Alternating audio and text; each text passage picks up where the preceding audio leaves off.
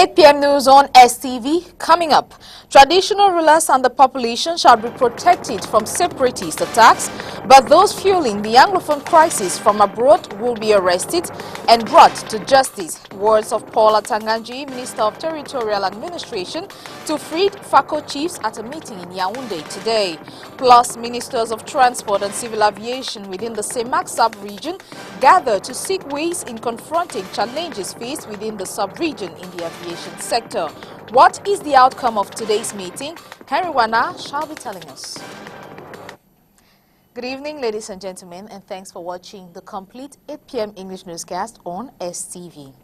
The Minister of Territorial Administration has warned that there will be no peace for separatists who are terrorizing the population of the Northwest and Southwest regions, and that government will ensure the protection of the local population. Paul Atanganji was speaking as he received recently freed FACO chiefs kidnapped by some armed secessionists. Details with Peter Sosi. 4 out of the 7 released FACO chiefs were received by the Minister of Territorial Administration Friday as he sympathized with them following 2 agonizing weeks in the hands of their captors. The physical and psychological trauma still visible on them is a bitter pill for government to swallow, and for Paul Atanganji, the Interior Chief, armed separatists must answer for their deeds. What the terrorists have done, kidnapping you, torturing you, I want to tell you that they will pay for those crimes, and all their generations will pay for the crimes.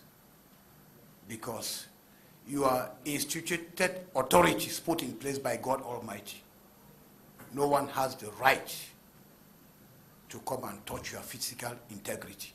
While praising the resilience of the traditional rulers, the Minister of Territorial Administration has lauded the Mayor of Buea for his daring protest march against secession, which he insists triggered the release of the captives. I want to give special thanks to the Mayor of Buea, who is here in front of all of us. He is a patriotic Cameroonian. He is a model. He is an example. And in these challenging moments, we need courageous people like the Mayor of Buea. Otherwise, the terrorists will think that they are gaining grounds. They are not gaining grounds. He maintains that traditional authorities play a key role in the country's administrative setup, and they will continue to receive the support of the state. Royal Highnesses, I want to tell you that the head of state is with you, and he will always support you in exercising your duties.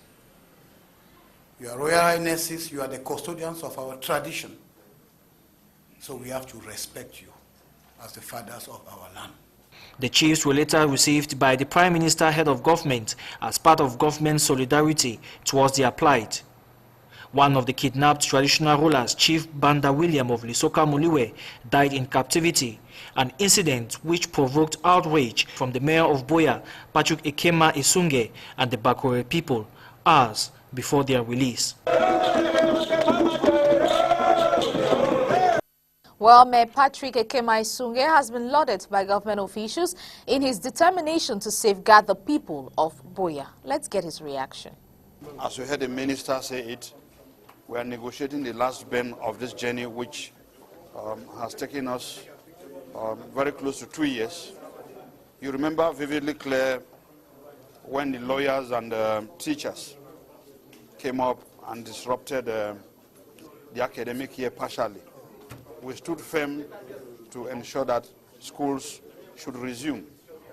A lot was done by the council to the population, to an extent where we organized catch-up classes. We have been on course, ensuring that we animate the city with life. One of the primordial roles of a council in our country is to ensure the social welfare of its people. And being a mayor, I could not be indifferent. I've been pursuing this course to the latter. And what triggered the last move has been the abduction of some traditional rulers in my municipality. And of course, I could not stay silent. And of course, and an ultimatum was given, and we are happy the ultimatum was respected, and we find the chiefs here. And so we continue. We're not going to end at this. We have a wide and elaborate plan. You heard me at the beginning. I said we are negotiating the last bend. I'm sure we certainly shall have good time to negotiate the last bend. Thank you. Meanwhile, 3 fallen police officers have been posthumously decorated with medals of bravery as they gave up their lives in preserving peace and protecting national integrity. This was at the esplanade of the Mobile Intervention Unit in Boya, Southwest region of Cameroon, presided by Southwest Governor Bernard Okaliabilai. Clarissa Kora reports. Since the beginning of the Anglophone crisis, military personnel have not relented their efforts to preserve the peace and territorial integrity of Cameroon, especially in the 2 English-speaking regions of Cameroon, where there is constant clashes from 2 factions. Thus, due to the crisis, some have fallen on the battlefield and lost their lives.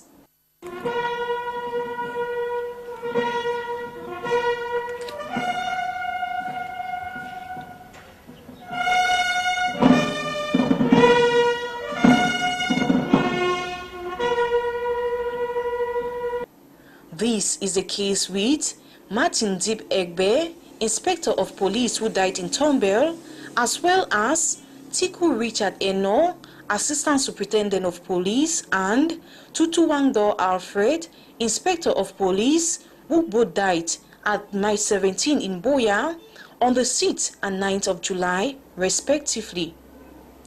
The late police officers were posthumously decorated with a Medal of Bravery in accordance to the Order of National Security by the Southwest Governor Bernard Okalabilai.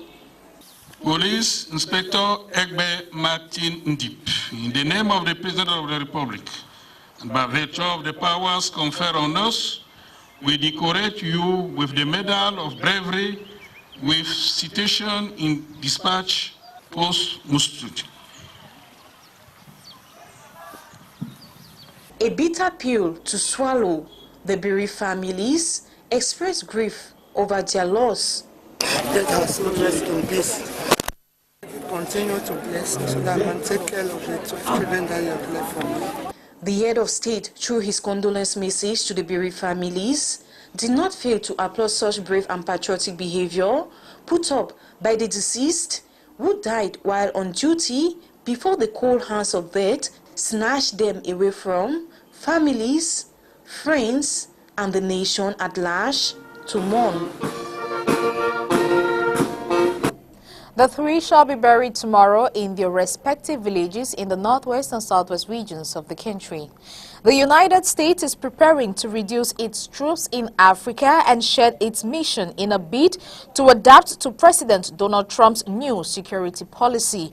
The plan, which will see the withdrawal of 300 American soldiers from the country, has been received with mixed feelings as Cameroon continues its war against Boko Haram. Peter Sosi. The U.S. African Command, which oversees U.S. troops on the continent, has submitted to the chairman of the Joint Chiefs of Staff a plan to significantly reduce the number of American boats in Africa, the majority of which work to help various governments tackle terrorism threats. And according to the plan disclosed by the director of the U.S. African Command, General Thomas Waldhauser, the drawdown will start in countries such as Cameroon, where the U.S. deployed 300 early troops in 2015. The 300 U.S. boats who are still in the country have been assisting Cameroonian troops and the multinational Joint Task Force with enhanced reconnaissance and intelligence techniques, which has given them an edge over Boko Haram in recent years. But General Waldhauser justifies the retreat on grounds that Cameroonian security forces had shown positive signs of dealing with threats from Boko Haram without a helping hand from America. Senior U.S. military officials have, however, expressed concerns over growing security threats in the Lake Chad Basin and the Sahel region from ISIS and Al-Qaeda-affiliated terror groups. Boko Haram, for example, has not yet been eliminated, and the timing for the withdrawal worries the multinational Joint Task Force, which badly needs U.S. support in crushing the sect. but the AFRICOM commander is upbeat that the U.S. reserves the right to return if the situation escalates. Besides, the move will in no negative way affect the usual military support given to Cameroon by the American government. The planned drawdown is intended to better align the U.S. military's posture with Trump's new defense strategy, which focuses more on near-peer competition than counter-terrorism measures. But some observers believe the withdrawal has links with damaging reports from rights groups like Amnesty International, who earlier accused Cameroonian troops of torturing prisoners at a remote base used by U.S. personnel for drone surveillance and training missions. On to one of our lead stories. Member states of the Ad Hoc Committee of Transport Ministers in the CEMAC sub-region have resolved to strengthen cooperations and fight against insecurity in the aviation sector within CEMAC. They were speaking today here in Douala. Henry Wana reports. I was informed this morning by media that 10 women were sequestrated at the Central Hospital after surgery, cesarean section, after delivery by cesarean section. And when I've seen the picture, I've noticed that these women are on the ground. They are breastfeeding their children without any anguish. Yeah. And the beds are well dressed. They are two beds well dressed. The door is open. So, how can 10 women with babies live in a small room like that? Who has dressed this bed? That means that there was, at the beginning, 2 women only in this room. So I don't understand why this information has been given. You have drugs given, blood, without any condition. The responsibility of the hospital is to save life. The responsibility of the family is also to take care of the mother and the baby.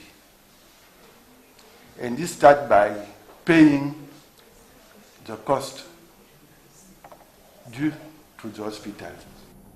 That was rather the director of the Yaoundé General Hospital reacting after rumors on the maltreatment of some nursing mothers.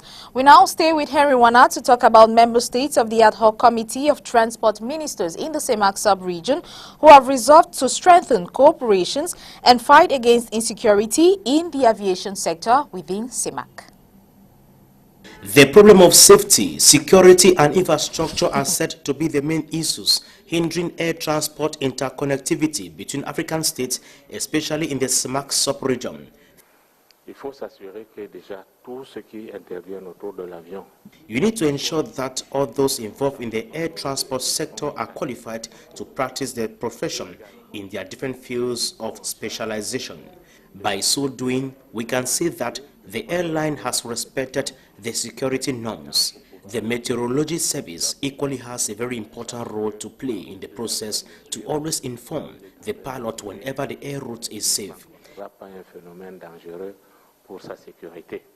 It explains why members of the CEMAC Ad Hoc Committee of Transport Ministers converged on Douala Friday, August 3 to examine possible ways to lay this issue to rest. Experts insist the need for member states in the CEMAC sub-region to ensure proper security checks with passengers to avoid the transportation of illicit goods and dangerous weapons. C'est-à-dire, en fait, pour éviter des actes d'intervention illicites, il faut être sûr que le bagage qu'on va charger dans l'avion ne contient pas un objet dangereux, éventuellement une bombe. Il faut s'assurer que tous les passagers qui embarquent dans un avion, ils n'ont pas des armes sur eux. To overcome the present challenges air transport faces, experts advise the implementation of the 1999 Yamoussoukro decision, which concerns the liberalization of intra-African air transport services, granting state parties free exercise of rights on passenger, could possibly go a long way to resolve the problem in the sector. However, they have resolved to strengthen cooperation ties to beef up aviation business in the sub-region and fulfill the commitment of their respective head of states.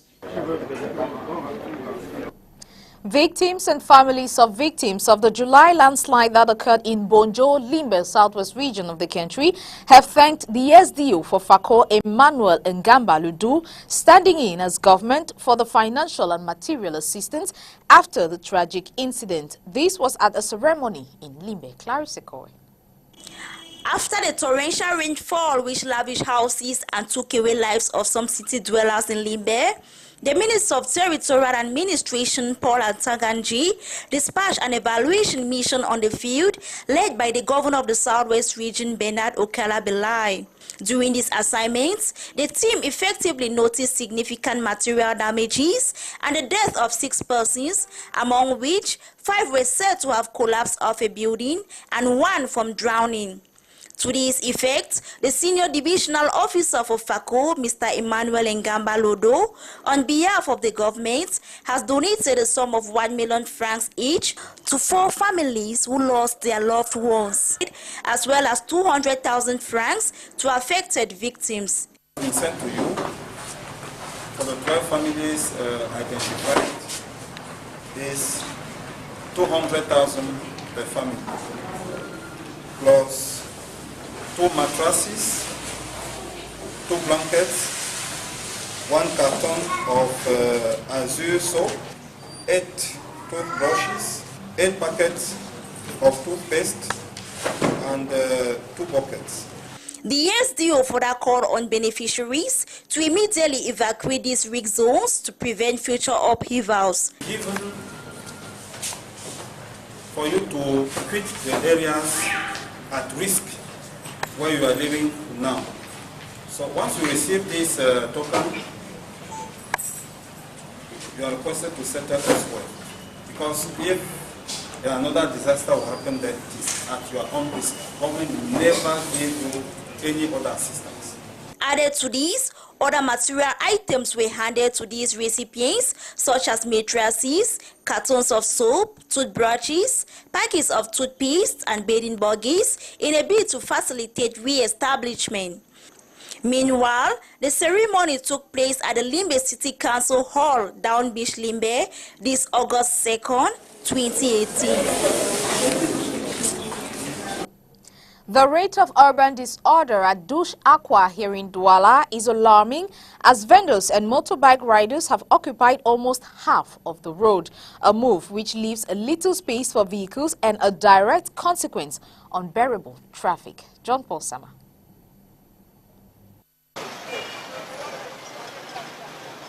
At first sight, this looks like a regular bad traffic in Douala on a normal day. But taking a closer look, one will discover that it stems from poor parking and parts of the road being used as a makeshift market. We are at the heart of Aqua, precisely in Douche, where this scenario reigns on a daily basis, as commercial motorbike riders have taken a chunk of the road as a park where they pick up passengers and causing traffic with little or no space for pedestrians to pass.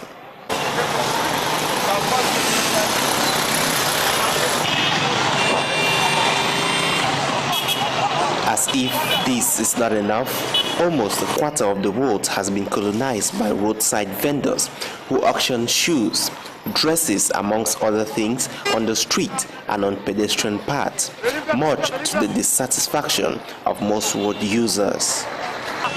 Ça crée les embouteillages, c'est très gênant, mais on va faire comment, c'est dur, chacun se débrouille, ce sont les vacances. All this do happen in the midst of police officers as well as municipal council officials who pretend to be ignorant about this uncivic attitude of traders in the area.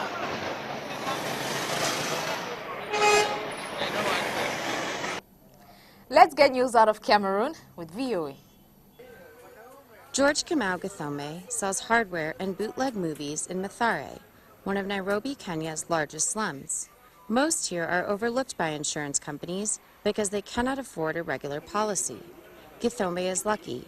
He had a new kind of microinsurance that saved him and his family of 10 kids after a recent fire destroyed everything they owned. When they came, they took photos and saw how helpless I was. I had nothing. Then they paid off my loan and supported me with something small. Then I started this business you see out here, and the result you see inside.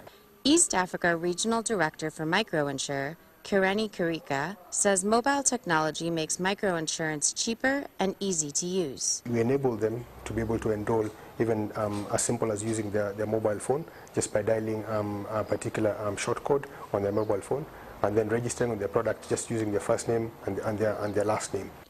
In northern Nigeria, smallholder farmer Henry Jaru is buying microinsurance from another company, Pula, to protect his family farm from drought. Normally by this time the crops will have gone far, but you see we're still planting some of them. So I think we're hoping that probably we won't experience any shortcoming from the rain or the worms this year. Project manager Samson Ajibola says Pula uses satellite data to track weather patterns to make insurance cheaper for farmers. You know, before now, Nigerian farmers have not been, adequately insured because the existing product in Nigeria does not cover, smallholder farmers. Pula bundles the policies into small loans or purchases of fertilizer, so smallholder farmers are automatically insured. Older farmers, like Jaru's father, Thomas, are still skeptical because of bad experiences with insurance companies. Generally, when the time comes up for them to pay you, indemnify you, you will not find them. They begin to show you the small print. You didn't do this, you didn't do that out of the policy. So it can ruin the whole thing and people get discouraged. Microinsurance providers hope their services can change that perception and turn a profit while giving Africa's small farmers and businesses some protection if and when things go wrong.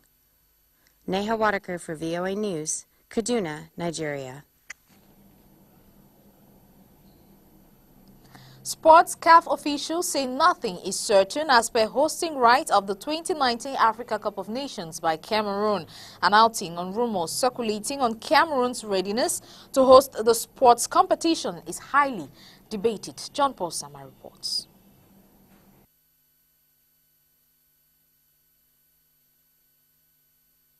Many tongues have been wagging as to the organization of the 2019 African Cup of Nations to be played in Cameroon. The last few days have been clouded by rumors that the nation has lost its right to host the continent's greatest soccer jamboree to Morocco, as published by former Egyptian goalkeeper Ahmed Choubet on his Facebook page that the competition will be hosted in Morocco because of the inability of Cameroon to complete its project on time. A move which sparked worldwide chaos, taking an intervention from Morocco's Sport Minister Rachid Tabi El Alami, who debunked the claims, stating that they were mere rumors, but also added that they are thinking of hosting the next edition of the African Cup of Nations. At a time when the country is cutting its teeth and dotting its I's to play host to the continent's finest soccer lads, the first vice president of the Confederation of African Football in charge of organizing competitions, Philippe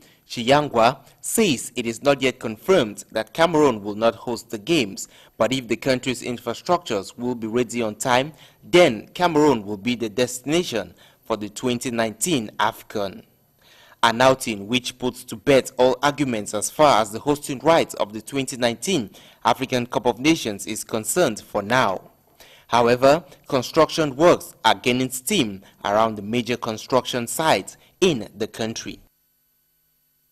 The just-ended Cameroon Professional Football League this season has produced some sensational players who have found favor in top clubs around the world, proof of the country's competitive domestic league. But at what cost? John Paul Sama looks at the major exits during last seasons.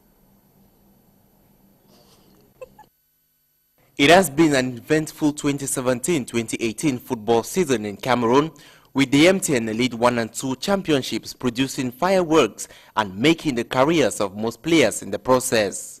The top-tier championship has produced immense spectacle this season, as most of its top players have been recruited to ply their trade in some clubs around the world. But how detrimental could their moves be to the domestic football in the country is a question only time can answer. The emergence of top talents in the championship have been priced away as record top scorer Junior Rostanbai of Dragon Football Club of Yaoundé, who wowed football lovers in the country with his clean slate finishing, has left for greener pastures in Morocco, where he will be plying his trade with Ittihad Tanger. Vice top scorer and Chadian-born Marius Mwaldimaji, who lit up the Elite 1 in his debut season at Cotonsport of Garoua, was prematurely shipped off to FC Porto in Portugal before the end of the championship for a 4-year deal with the European giants. While last season's top scorer Francis Elimbi will from now on play for Machi Sanzin Tabriz in the Iranian championship. This season has also seen the likes of Black Kuobile moving from New Stars Football Club of Douala to Wydad Athletic, as well as Serge Andulu of Cotonsport. These top players or products from the Cameroon Professional Football League reflect the enormous competition that reigns in the country, which is able to produce players for the international market. A scenario which didn't begin now and surely doesn't look like a story which has seen its last chapter, as the thrills and spectacles of the upcoming season are highly awaited by football fanatics. Televiewers, we pull the curtains for this Friday news edition, not without thanking you so much for watching and, of course, wishing you a colorful weekend.